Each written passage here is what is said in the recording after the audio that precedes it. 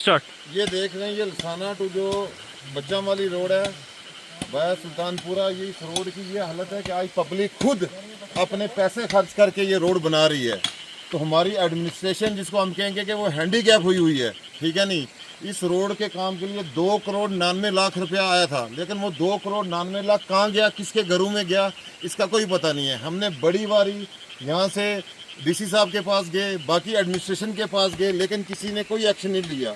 अब वो एक्शन क्यों नहीं लिया, उसके पीछे उनकी क्या मजबूरियां हैं, ये सारी आवाम को पता चलना चाहिए। आज आवाम यहाँ पे मजबूर है, ठीक है नहीं, कि कोई बीमार हो जाता है, ठीक है नहीं, बारिश होती है, बच्चे स्कूल पे नहीं जा सकते, किसी की डेथ हो जाती है, ठीक है नहीं, तो यहाँ पे एडमिनिस्ट्रेशन कोई एक्शन नहीं ले रही है।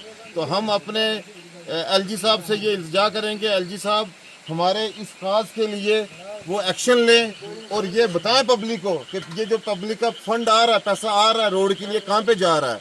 आज नितिन गडकरी साहब ने देखा कि पूरे इंडिया में एक रोडों का जाल बिछाया हुआ है। गवर्नमेंट, जो सेंट्रल गवर्नमेंट है, वो पूरे फंड दे रही है, चाहे आरएनबी हो चाहे दूसरे स्कीम्स में हो, लेकिन यहाँ का सारा फंड जो पैसा वो कहाँ जा रहा है। तो आप ये देख रहे हैं, पब्लिक खुद लगी हुई है रात के इस टाइम पे, ये देखो आप, पब्लिक खुद लगी हुई है, काम कर रही है रात अपने अपने पैसे खर्च करके, लेकिन एडमिनिस्ट्रेशन यहाँ पे कोई एक्शन नहीं ले रहा। तो इसलिए मैं ये एलजी साहब से कहूँगा कि एलजी साहब इस चीज़ को खुद देखें और यहाँ पे जल्दी से जल्दी एक्शन लें कि हमारी रोड बने। Thank you.